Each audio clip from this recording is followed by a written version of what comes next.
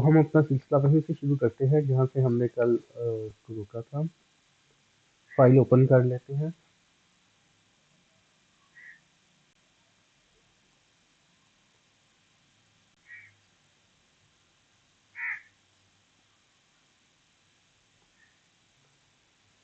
ये जो page already formatted है, इसके विजुअल्स को हम यहाँ से कॉपी कर लेंगे और पहले वाले विजुअल्स को हम रिमूव कर चुके हैं, वहाँ पे हम ये पेस्ट कर देंगे।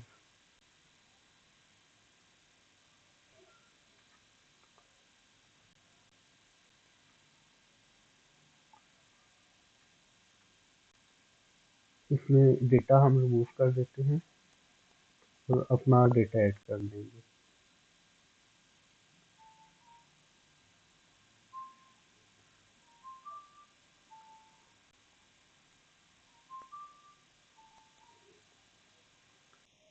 यहाँ से रिमूव कर देते हैं।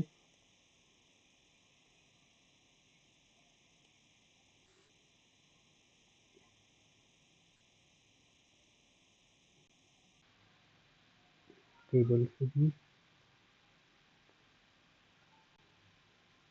और इसी तरह से प्रॉफिट एंड लॉस से शुरू करते हैं।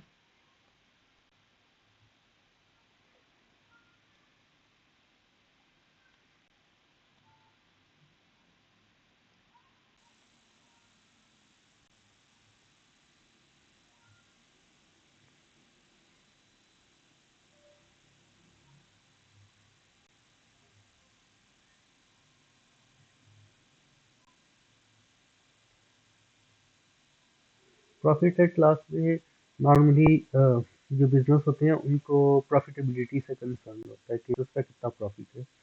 यहाँ पे हम एक और चीज़ करते हैं कि इसको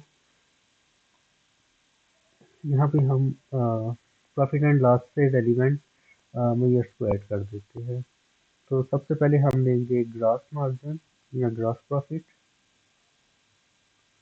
और इसकी परसेंटेज ले लेंगे ग्रॉस मार्जिन की।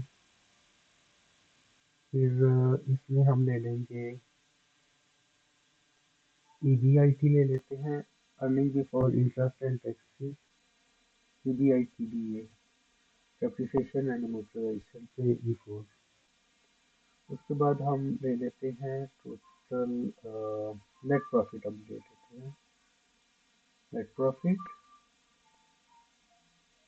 और नेट प्रॉफिट मार्जिन, यानी एट अ ग्लांस बिजनेस को पता चल जाएगा कि उनकी अर्निंग 11.69 बिलियन या 68.35 ऑपरेटिंग इनकी हमारा ग्रॉस मार्जिन जो उनका वो 68.3 बिलियन। इसकी हम इसको चेंज भी कर लेते हैं, इसकी हेडिंग्स को, क्योंकि हेडिंग्स पीछे वाली चल रही थी। तो ये ग्रॉस मार्जिन और ग्रॉस मार्जिन परसेंटेज, और ये है हमारा ईबीआई टीडीए। इसको भी हम यहाँ पे करेंसी में कन्वर्ट कर देते हैं और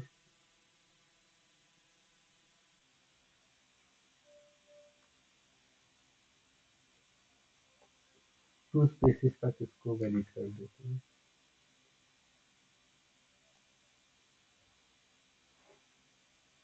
ईबीआई टीडीए और ये हमारा नेट प्रॉफिट, नेट प्रॉफिट और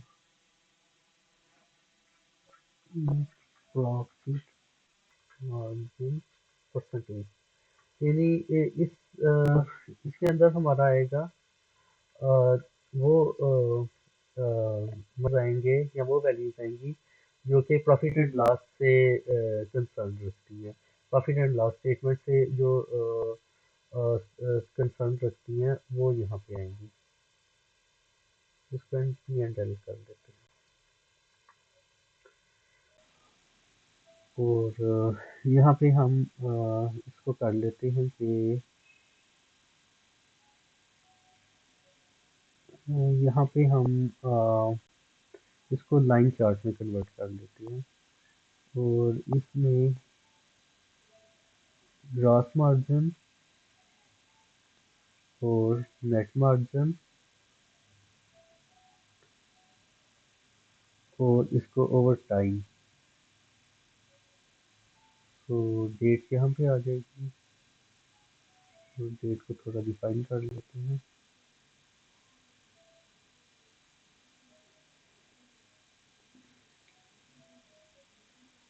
इसको इस तरह से भी कर सकते हैं कि लाइन चार्ट और इसको क्लस्टर्ड कॉलम में कर देते हैं और इसको कर लेते हैं ग्रॉस मार्जिन या ग्रॉस प्रॉफिट कॉलम में ओवर टाइम और इसकी रेशियो जो सी है ग्रॉस मार्जिन की तो यहाँ पे लाइन चार्ट में आ जाएगी। इसी तरह से यहाँ पे हम कर लेते हैं नेट मार्जिन या नेट प्रॉफिट कॉलम के अंदर नेट प्रॉफिट और net profit margin secondary Y axis पे और इसको हम इसकी टाइप चेंज कर देते हैं और इसको ओवर टाइम कर लेते हैं।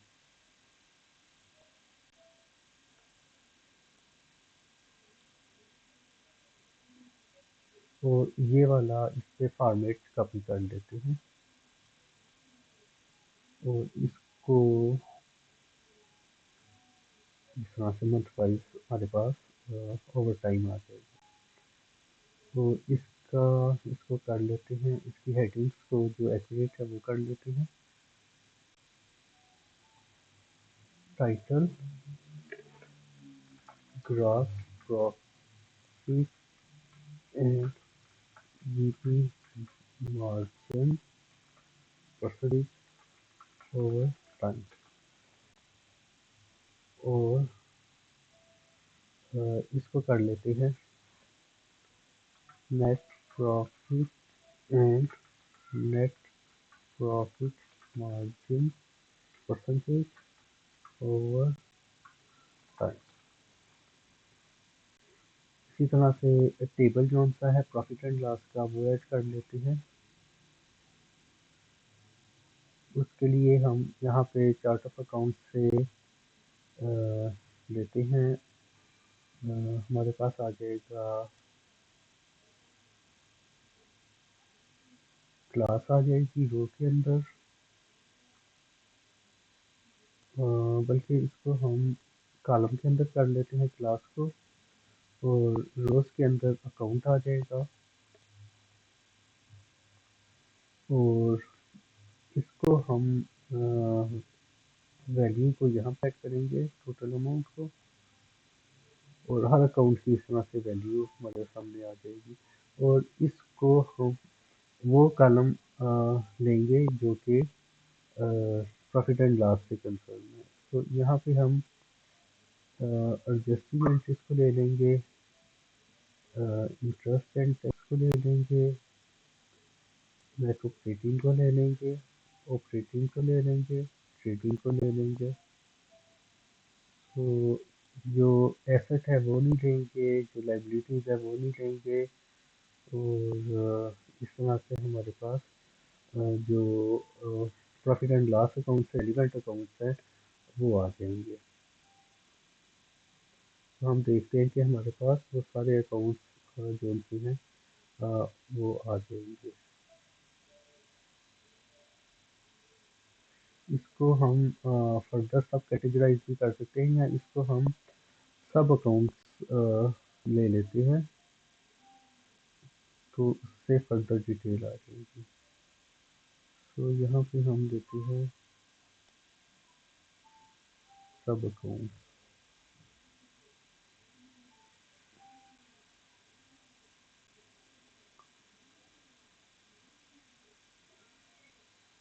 तो सब अकाउंट से रेलिवेंट कौन सी डिटेल है वो आ जाएगी।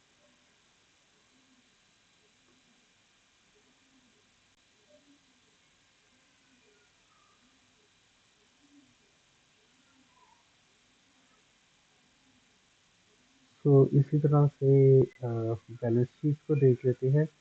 बैलेंस शीट क्योंकि जो प्रॉफिट एंड लॉस होता है वो एक ड्यूरेशन के दौरान होता है, इसकी ये टाइम लाइन इसकी ठीक है, लेकिन बैलेंस शीट जो होता है वो at a point in time होता है, तो वो उस हिसाब से इसको हम देखते हैं कि ये किस तरह से होगा।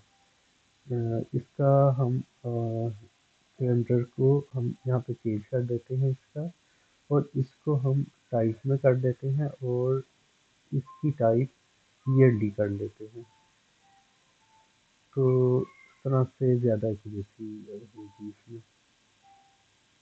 तो हर ईयर एंड पे आपका बैलेंस शीट की डिटेल आ जाएगी। आपके यहाँ पे हम एसेट्स ऐड कर लेते हैं। आपके एसेट्स कितने हैं? आपके एसेट्स हैं जो वो यहाँ पे आ जाएंगे, और इसी तरह अब इसमें हम इनको चेंज कर लेते हैं।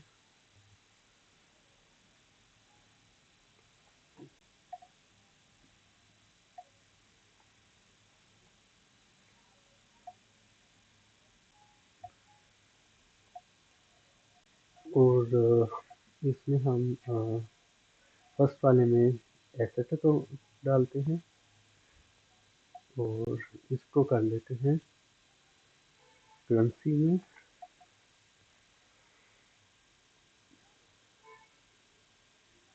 और इसकी प्रोसीजर 2 पॉइंट तक,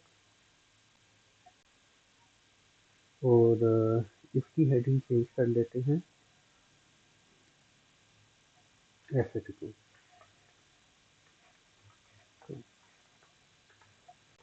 और सेकंड में हम जाते हैं और इसको कर देते हैं लायबिलिटी। लायबिलिटी और इसकी हेडिंग भी चेंज कर देते हैं टाइटल में जाके, लायबिलिटी अकाउंट, और लायबिलिटीज कर देते हैं।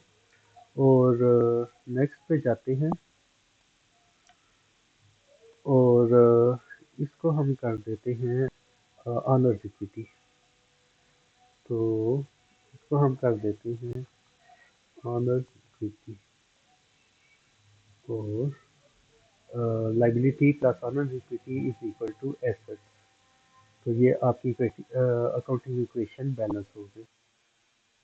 तो अब हम इस स्टेज पे थे कि जिस तरह से हमने अब यहाँ एसेट्स ऐड किए हैं, लायबिलिटीज ऐड की हैं, इक्विटी ऐड की है, और यहाँ पे इन्हीं से divide debt to equity ratio add कर लेते हैं। डेट टू इक्विटी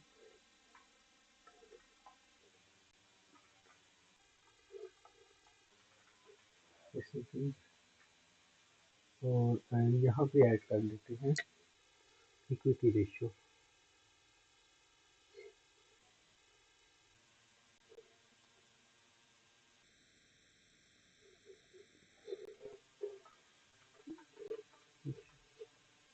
इस तरह से हमें at a glance balance sheet items का पता चल जाता है कि किस तरह से ये है।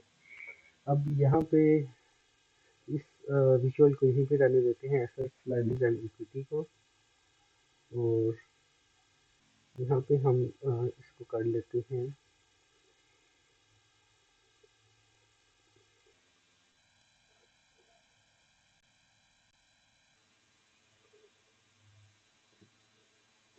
ये वाला ग्राफ करते हैं, और इसमें हम करते हैं अकाउंट, सब अकाउंट्स को बनकर यहाँ पे कर लेते हैं सब अकाउंट्स को, और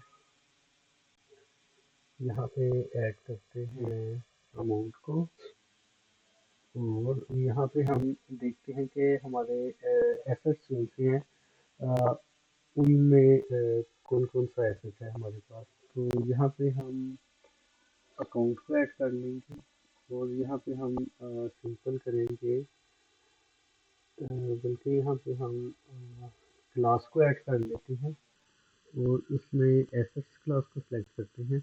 अब हमें एट अ ग्लांस पता चल गया कि हमारे पास कैश एट बैंक कितना है, ऑफिस से नीचे कितने हैं, इन्वेंट्री कितना है। तो इस तरह से हमारे पास एसेट्स की डिटेल आ गई है। तो हम 2018 के एंड में देखना चाहते हैं तो वो डिटेल आ जाएगी इस तरह से 19 में और 2020 में। इस तरह से हमें एट अ ग्लांस इसकी डिटेल आ जाएगी। तो इसके बाद फिर हम यहाँ पे इस टेबल को देख लेते हैं।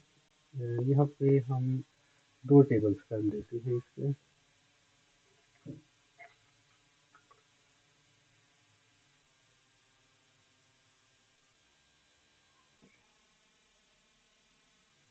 एक पे एसेट्स कर लेते हैं, इसको क्लास अकाउंट टोटल अमाउंट, और इसको हम कर लेते हैं एसेट्स, और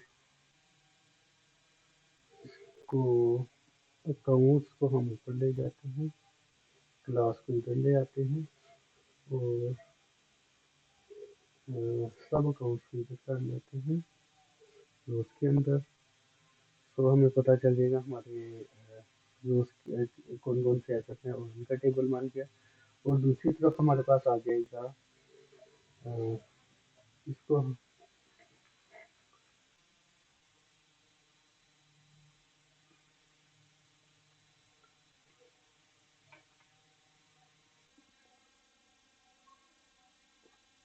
इसको रिमूव करते हैं और इसको कॉपी पेस्ट कर लेते हैं।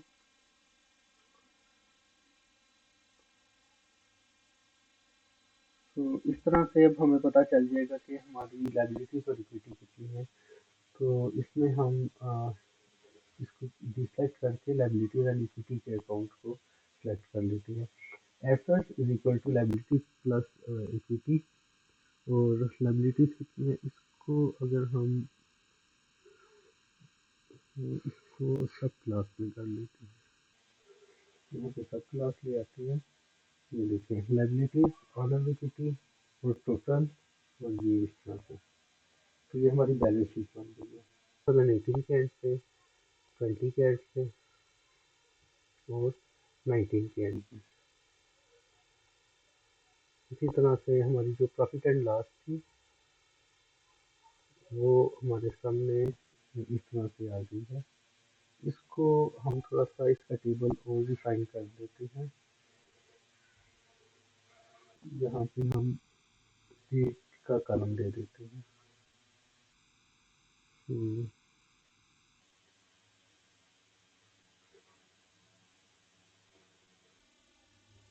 यहाँ पे हम अमाउंट को रख लेते हैं,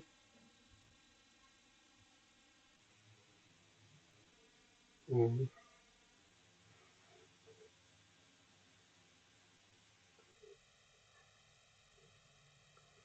यहाँ पे हम क्लास को रख देते हैं, और क्लास एंड देन सब अकाउंट। तो अगर कोई इसकी डिटेल में जाके देखना चाहे तो इसको,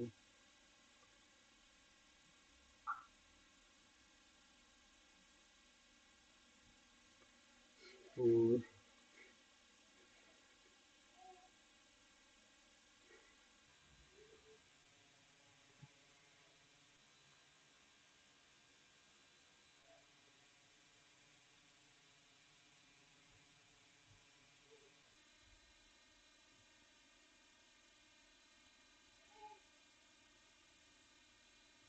बाकी इसको इसकी तरतीब लगा सकते हैं हम जिस तरह से भी लगाना चाहें। तो उसमें नंबरिंग करके इसको फर्दर हम इसको सॉर्ट आउट भी करते हैं। लेकिन फिलहाल के लिए हम इसको इसी तरह से रहने देते हैं। अ, इसमें जो हमारा नेट प्रॉफिट है वो डिविडेंड और इस तरह से हो जाएगा। और इसमें मुख्तलिफ अकाउंट्स हैं उनकी डिटेल आ जाएगी कि सेल्स कितनी हुई है, फिर इसके बाद डिफरेंट एक्सपेंसेस, इसमें से कॉस्ट ऑफ सेल्स कितनी है, डिफरेंट एक्सपेंसेस निकल जाएंगे। और यहाँ पे हम अकाउंट को वैसे ऐड कर लें तो ज़्यादा बेटर रहेगा। तो इसको हम करते हैं, इसका टेबल को थोड़ा सा स्ट्रक्चर बेटर कर लेते हैं। लेआउट को हम कर देते हैं मिनिमल, ठीक है इसका। तो इंटरेस्ट एक्सपेंस ठीक है। और मार्केटिंग के अकाउंट्स आ जाएंगे, सेल्स से रेलिवेंट अकाउंट्स आ जाएंगे। तो हर एक से रेलिवेंट अकाउंट आ जाएंगे। तो अगर हम एक खास ड्यूरेशन सेलेक्ट करें तो उसके अकॉर्डिंग डिटेल्स आ जाएगी। तो ये एक सर्टेन ड्यूरेशन के दौरान जो इसके अकाउंट्स हैं वो आ जाएंगे। और क्योंकि बुक्स क्लोज हो चुकी हैं इसलिए वो जो होती है एडजस्टिंग एंट्रीज पास होती है। तो यहाँ पे जीरो वैल्यू थी पास्ट ईयर की, और करंट ईयर की जो सी है वो वैल्यू इसकी भी क्लोज होगी तो वो भी ज़ीरो वैल्यू होगी। तो इस तरह से है कि ईयर एंड पे जो है वो क्लोज जब वैल्यू हो जाती है तो फिर वो ज़ीरो ज़ीरो उसका वैल्यू आ जाती है। तो इस तरह से हमारी ये एक तरह से इनकम स्टेटमेंट भी हो गई। इसका हम अकाउंट का नेम चेंज कर लेते हैं, इसको कर लेते हैं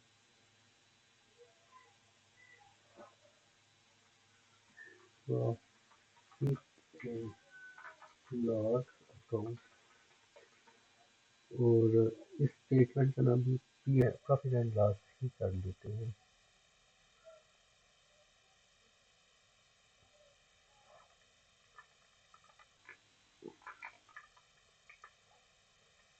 और अब हमारे पास प्रॉफिट एंड लॉस भी रेडी है, बैलेंस शीट भी रेडी है। अब हम कैश फ्लो पे जाते हैं और कैश फ्लो से रेलिवेंट अकाउंट को देखते हैं।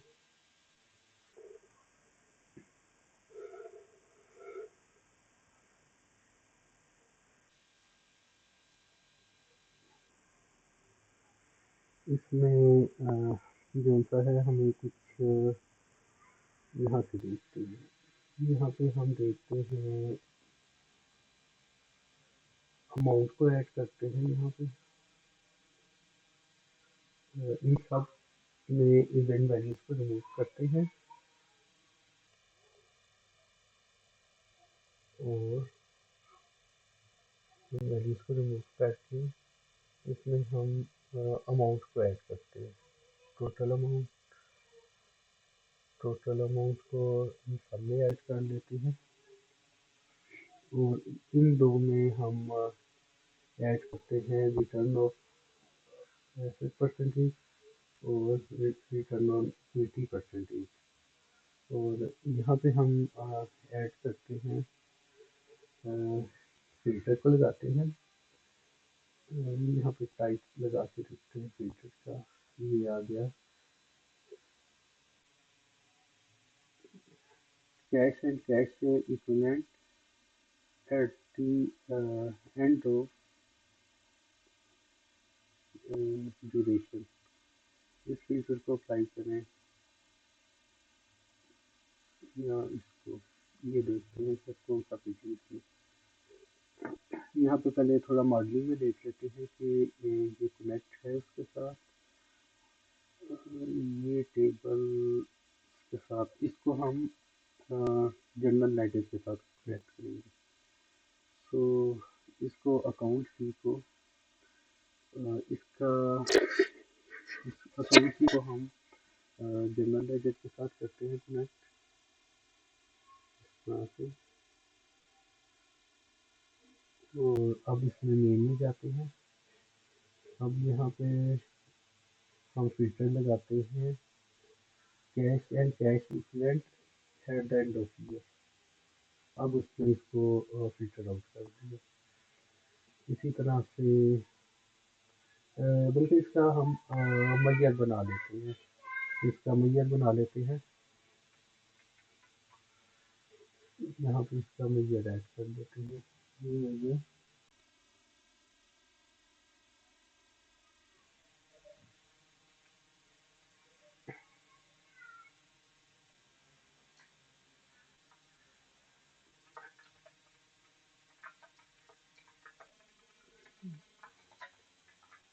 बैलेंस और टोटल अमाउंट और टेबल हमारे पास है ये और इसमें हम देखते हैं हमने कौन सा इसमें कॉलम दिया था टाइप का। टाइप इज इक्वल टू, अब यहाँ पे हम इसका जो एग्जैक्ट नेम है वो देख लेंगे। वो हम यहाँ पे एक चार टर्म के लिए एक टेबल ऐड करते हैं। यहाँ पे हमने एक टेबल ऐड किया।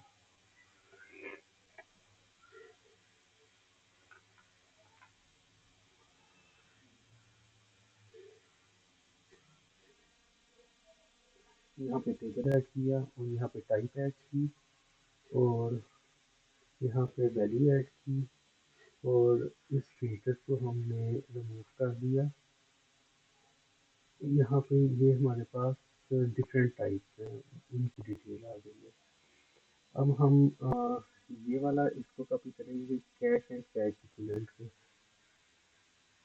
कॉपी वैल्यू और इसको हम इस मेजर के अंदर डाल देते हैं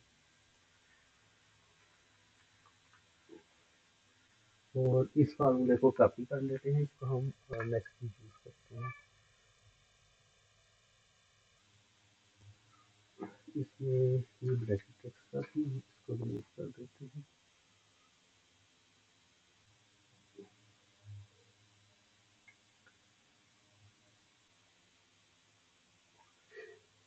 यहाँ पे अब हम देखते हैं कि कैश एंड कैश इक्विवेलेंट इसकी वैल्यू आ जाएगी और इसको हम कर लेते हैं वैल्यू करेंसी में और इसकी प्रोसीजर 2 डेसिमल नंबर्स तक कर देते हैं।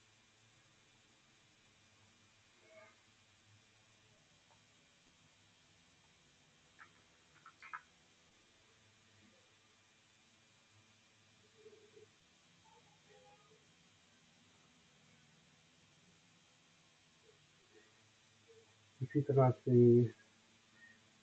हमें 2 और मेजर्स चाहिए।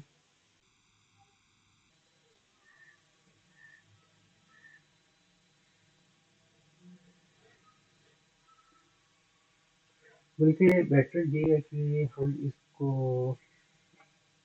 कैश एट कैश इक्विवेलेंट को ना अभी कंसीडर करें, उसको हम आगे यूज़ कर लेंगे।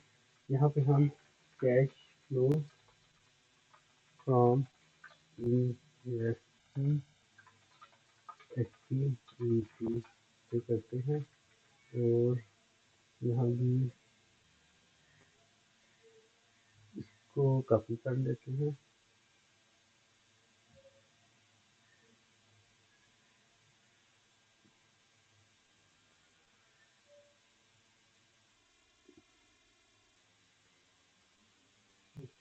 और यहाँ पे हम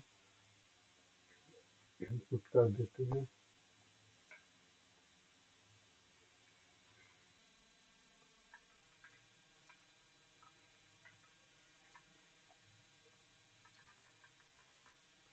cash flow from investing activities और इसको कंट्रोल सी कर लेते हैं, कॉपी पेस्ट कर लेंगे तो ये इन्वेस्टिंग एक्टिविटीज आ जाएगा। इसी तरह से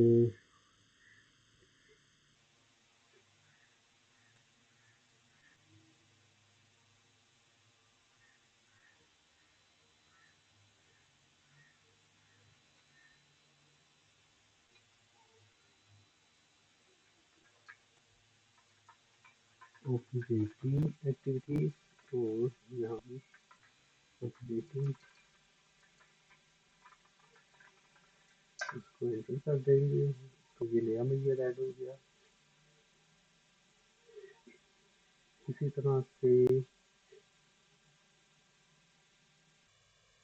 नया मेजर ऐड करेंगे फाइनेंशियल एक्टिविटीज का।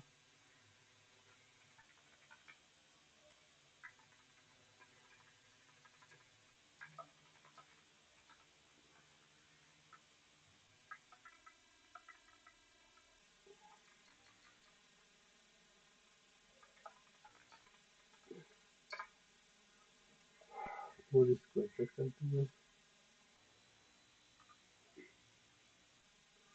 और यहाँ पे हम करते हैं cash flow from operating activity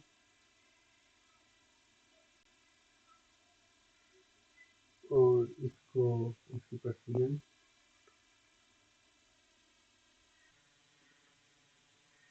इसको करेंसी टाइप में कन्वर्ट करके इसकी प्रोसीजर 2 कर देते हैं और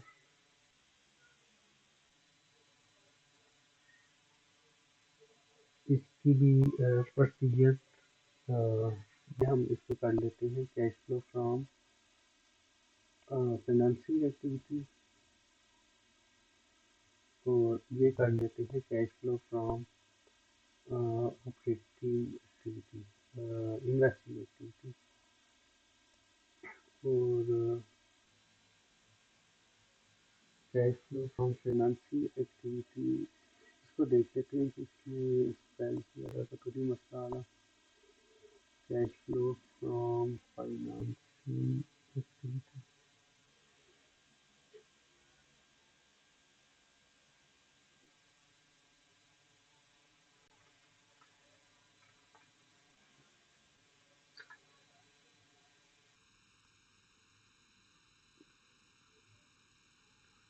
इसमें मतलब है कि फाइनेंस की एक्टिविटी नहीं है और इसको हम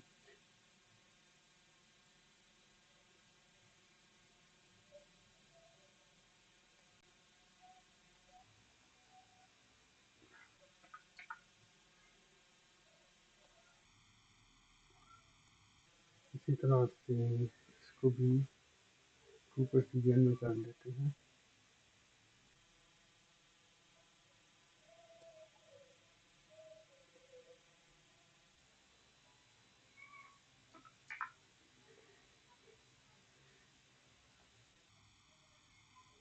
इसमें हम टेबल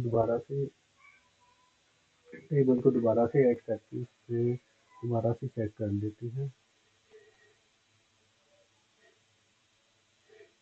और इसमें हम टाइप पे जाते हैं और cash flow from financing activities इसको काफ़ी वैल्यू करते हैं और cash flow from financing activity इस पे पेस्ट करके देखते हैं क्या अगर कोई इशू हुआ यहाँ पे तो वो रिजॉल्व हो जाएगा और एंटर प्रेस कर देते हैं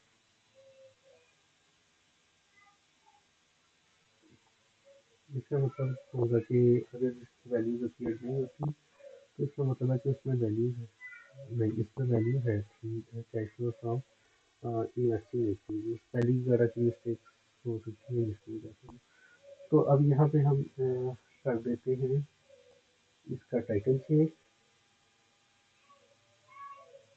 और यहाँ पे हम सी एफ ऑपरेटिंग कर देते हैं कैश फ्लो फ्रॉम ऑपरेटिंग यहाँ पे हम कर देते हैं सी एफ फाइनेंसिंग और यहाँ पे हम कर देते हैं सी एफ सी एफ और इन्वेस्टिंग इस तरह से ये हमारा cash flow from three activities को आ गया और ये हमारे पास आ गया ये हमारे पास था R O A return on asset इसको हम कर देते हैं रिटर्न ऑन एसेट परसेंटेज और इसको हम कर देते हैं रिटर्न ऑन इक्विटी परसेंटेज और यहाँ पे हम इसको रिमूव कर देते हैं यहाँ से और इस टेबल को इस विजुअल को हम रिमूव करते हैं इस विजुअल को हम कॉपी करते हैं और इसको यहाँ पे कर देते हैं और यहाँ पे हम कैश करते हैं इसको ये वाला, और यहाँ पे हम कैश फ्लो करते हैं, टाइप करते हैं, और डेट को रिमूव करते हैं, और ये ऐड करते हैं अमाउंट, और इसमें हम फिल्टर लगा देते हैं टाइप में। तो cash flow from investing, operating and financing, ये तीनों एक्टिविटीज़ का जो कैश फ्लो है उसका ब्रेकडाउन आ जाएगा।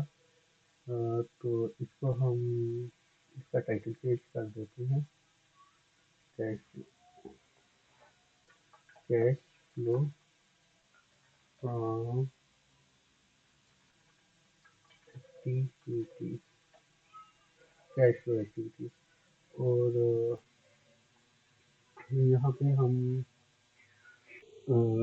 कैश फ्लो का ग्राफ भी कर लेते हैं, लाइन चार्ट। तो ये लाइन चार्ट है इसके, और इसको हम जो तीनों एक्टिविटीज से हमारा कैश फ्लो हुआ है, cash flow from investing, financing, investing and operating activities, इन तीनों का ब्रेकडाउन इधर आ गया। कैश फ्लो ओवर टाइम इसको कर देंगे,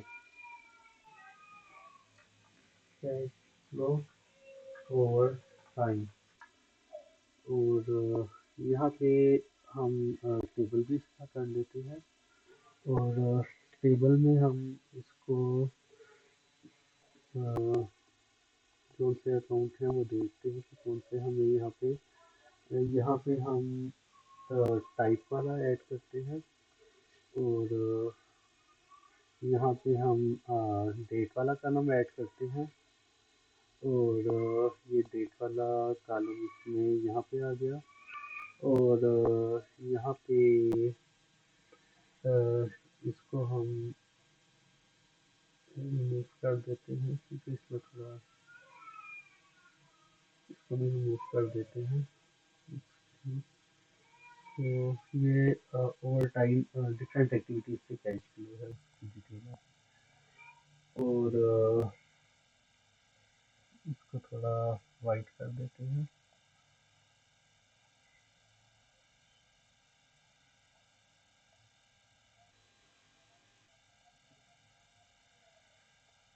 अब ये हमारा कैश फ्लो भी किसी हद तक बढ़ गया। इसका असल में डेटा सेट था, उसमें वैल्यूज का इशू था, कैश बोलते हैं ओपनिंग और क्लोजिंग बैलेंस का।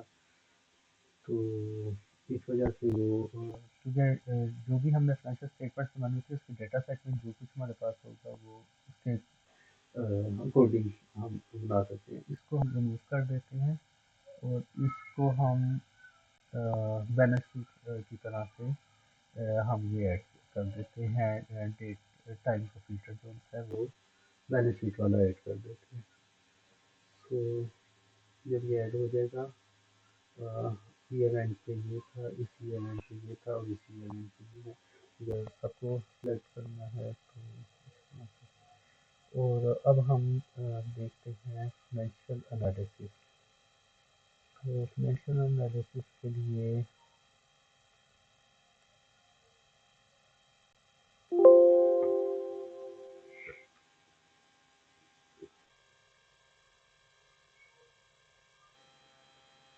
तो हम इसको यहाँ से कॉपी कर लेते हैं जो हमने यहाँ बनाया था।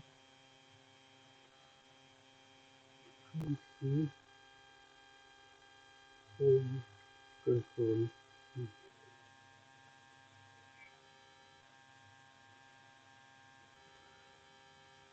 अब हम इसकी वैल्यूज को रिमूव कर देते हैं।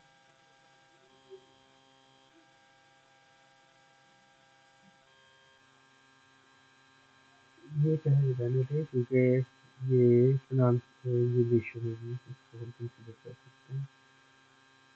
और कैश को रिमूव कर देते हैं, इस वैल्यूज को, इस वैल्यूज को भी रिमूव कर देते हैं, और इस वैल्यूज को भी रिमूव कर देते हैं। और यहाँ पे हम ऐड करते हैं डिफरेंट रेशियोज को। तो यहाँ पे हम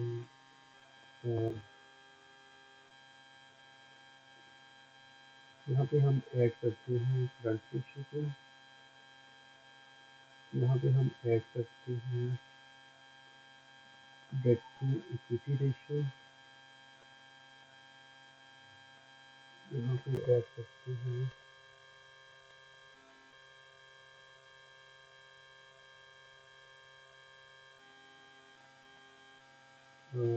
यहाँ पे हम नेट मार्जिन को करेंगे।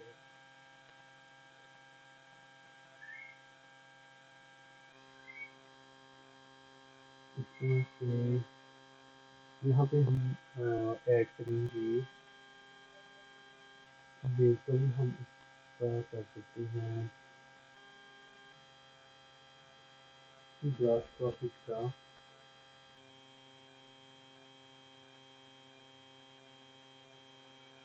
टोटल रेवेन्यू को देखते हैं 43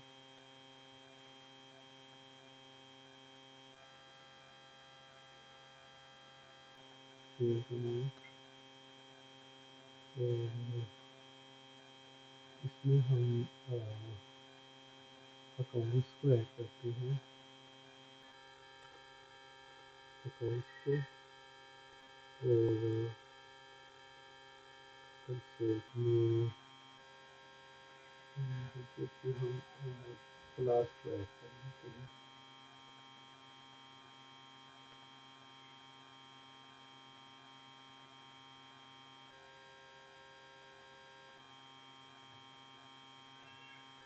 अच्छा, अब यहाँ पे हम ब्रेक डाउन कर लेते हैं कि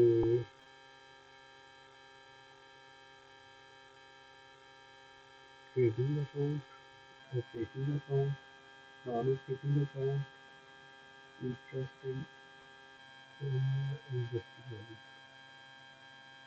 इस तरह से है कि आपका ट्रेडिंग इस तरह से था। और नॉन ऑपरेटिंग आपके डिफरेंट अदर एक्सपेंसेस थे। तो ये ब्रेक डाउन आपका इनकम स्टेटमेंट का आ जाएगा। इसको हम कर लेते हैं income statement break down.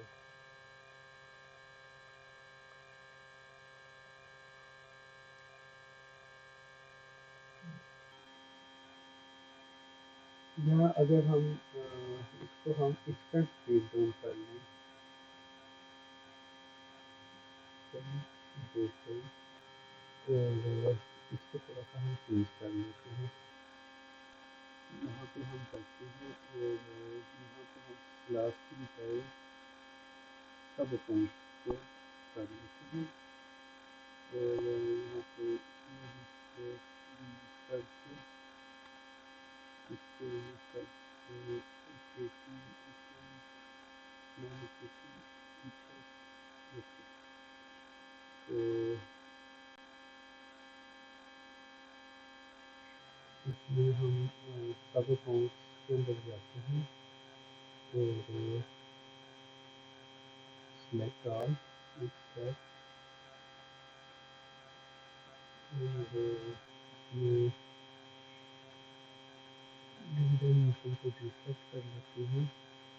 Interest income को हम डिसेलेक्ट कर लेते हैं।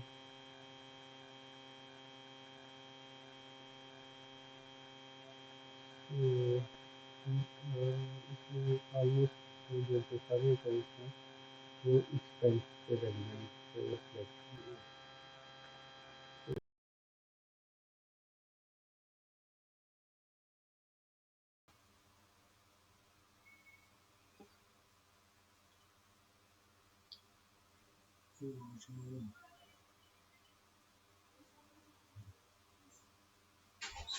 इसमें हम फर्दर देखते हैं।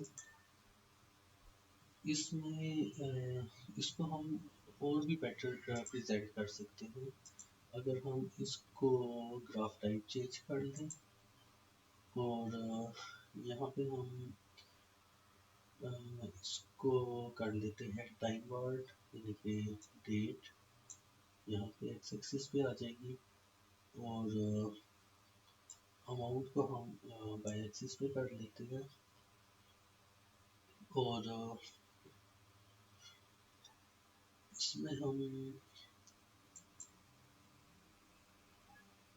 अकाउंट को ले आते हैं यहाँ पे और इसमें अब हम देख लेते हैं कौन से अकाउंट्स यहाँ पे रिप्रेजेंट होंगे। सो इस तरह से डिफरेंट अकाउंट्स इसके अंदर आ रहे हैं कि सेल्स की वैल्यू कितनी है, शेयर की कितनी है और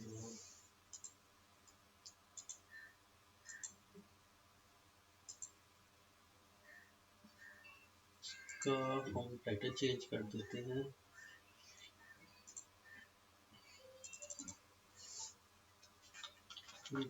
स्टेटमेंट और इसको हम रेशियो में प्रेजेंट करते हैं।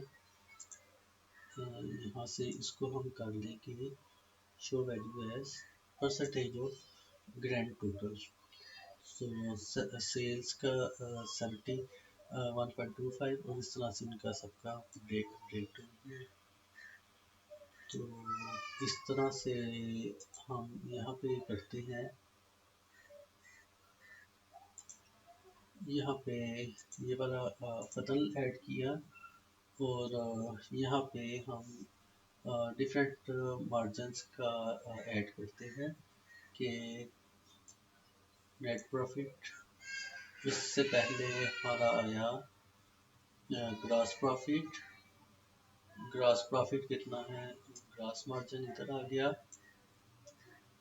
और ग्रॉस प्रॉफिट के बाद हमारा आ गया ऑपरेटिंग इनकम कितनी, ऑपरेटिंग मार्जिन यहाँ पे आ गया और EBIT DA मार्जिन यहाँ पे आ गया।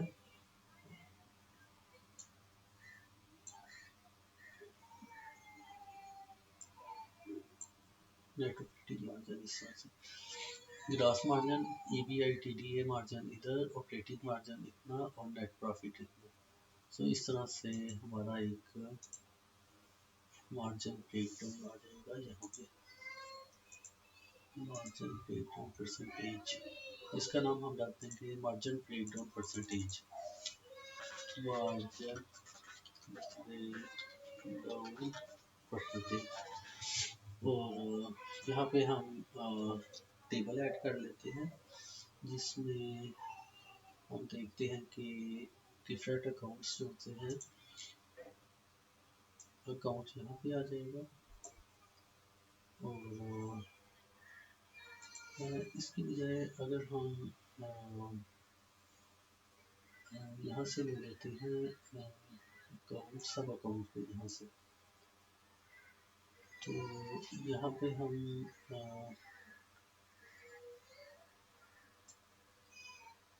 इसको ऐड कर देते हैं।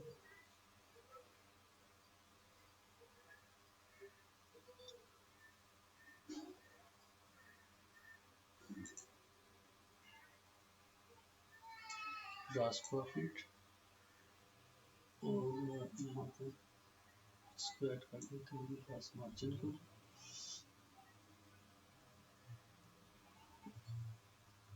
और यहाँ पे हम ऐड कर देते हैं नेट ग्रॉस मार्जिन, फिर इसके बाद हम ऑपरेटिंग मार्जिन को ऐड कर देते हैं और ऑपरेटिंग मार्जिन परसेंटेज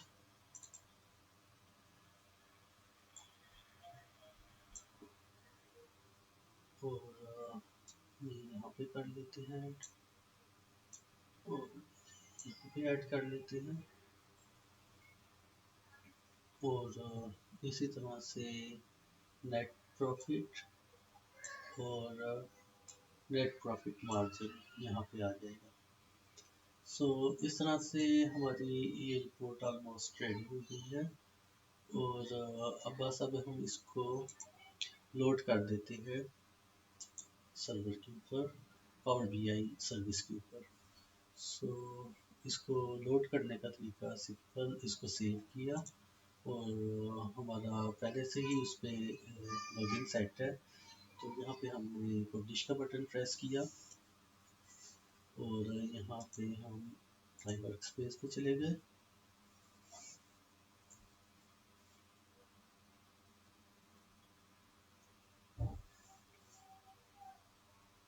प्लेस किया,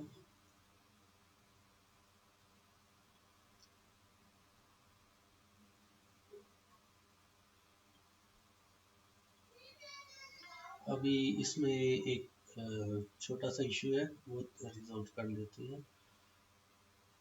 ये लोड होगा, उसके बाद हम इसको यहाँ पे हम इसका टाइटल चेंज करने वाला था, वो चेंज कर लेते हैं। तो इसका टाइटल रख लेते हैं रेशो और इसका टाइटल रख लेते हैं, इसका था, यहाँ से हमें पता चल जाएगा कि ये डेट टू इक्विटी रेशो है, तो इसका टाइटल रख लेंगे debt to equity ratio, equity ratio. और इसका टाइटल था नेट प्रॉफिट मार्जिन, और इसका टाइटल हम चेंज कर लेते हैं यहाँ पे, नेट प्रॉफिट मार्जिन।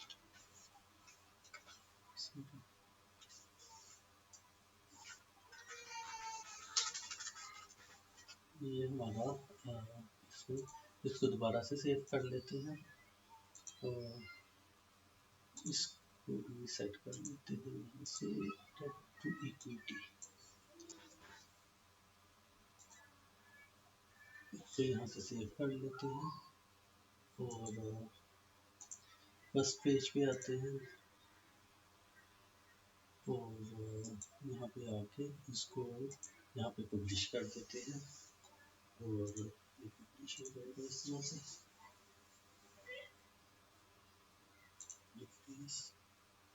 जो पहले वाली रिपोर्ट थी वो रिप्लेस करके अब हम उसकी जगह पे ये वाली रिपोर्ट पब्लिश कर रहे हैं।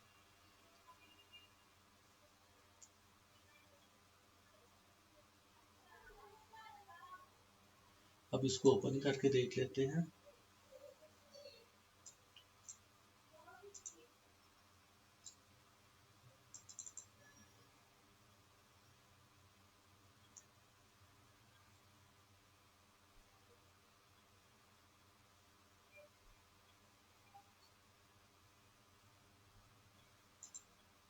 ये हमारी अब रिपोर्ट पूरी तरह से रेडी और फंक्शनल हो गई है। कोई भी पेज देखेंगे वो रेडी है। प्रॉफिट एंड लॉस का देखेंगे, profit and loss pages ready. उसके बाद बैलेंस शीट, उसके अलावा cash flow,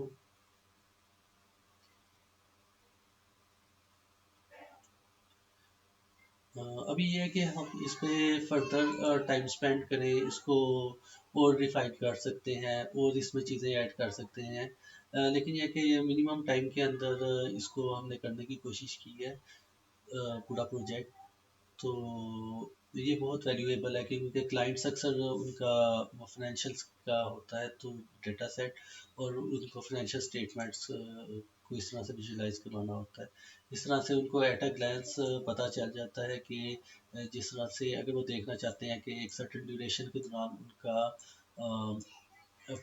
profit eight loss कितना था, वो जस्ट इसको फिल्टर आउट करेंगे तो उनको उसके बारे में डिटेल आ जाएगी।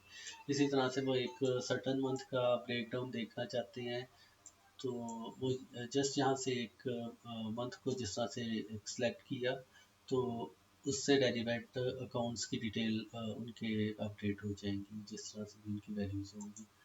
सो जिस तरह से भी उनका होगा तो वो अकॉर्डिंग टू उनका डेटा सेट वो डिटेल अपडेट हो जाएगी।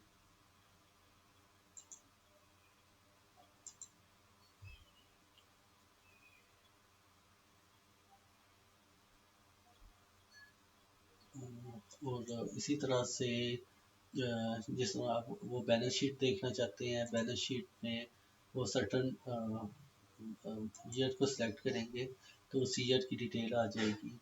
उसके बाद वो उसका फर्दर ब्रेकडाउन भी देख सकते हैं। जिस तरह से वो एसेट्स पे क्लिक करें तो एसेट्स की डिटेल आ जाएंगी, या जो भी उनको डिटेल रिक्वायर्ड होगी वो उसके अकॉर्डिंगली वो उसको देख सकते हैं। इसी तरह से कैश फ्लो और फाइनेंशियल एनालिसिस है। तो ये है कि हम जितना इस पे टाइम स्पेंड करें इसको फर्दर डिफाइन कर सकते हैं, मोर विजुअल ऐड कर सकते हैं, विजुअल्स को और ज़्यादा डिफाइन कर सकते हैं और अच्छे मेजर्स इसमें ऐड कर सकते हैं। तो बेस्ड ऑन टाइम कंस्ट्रेंट हमने इस तरह से इसको किया है। तो आप काइंडली चैनल को लाइक शेयर और सब्सक्राइब जरूर करें। कुछ अर्से तक हम एक सीरीज़ भी शुरू करने जा रहे हैं जिसमें पावर बीआई का कंप्लीट ट्रेनिंग होगी from beginning to the expert level, जिसमें आपको from beginning each and everything बताई जाएगी, किस तरह से इसमें आपने काम करना है, किस तरह से ये इंस्टॉल करना है, फिर इसमें किस तरह से विजुअल्स आपने बनाने हैं, क्या काम कर इसमें कर सकते हैं, और किस तरह से अपने data sets different kinds of data sets को ऐड कर सकते हैं। फिर उस डेटा सेट्स को किस तरह से आप पावर क्यूरी के अंदर उसको रिफाइन कर सकते हैं, उसमें डेटा एनालिसिस कर सकते हैं, फिर उसको आप विजुअलाइज करवा सकते हैं। फिर इसमें आप पाइथन की इंटीग्रेशन किस तरह से कर सकते हैं, और फ्यूचर प्रिडिक्शन उस डेटा सेट पे किस तरह कर सकते हैं। Thank you so much.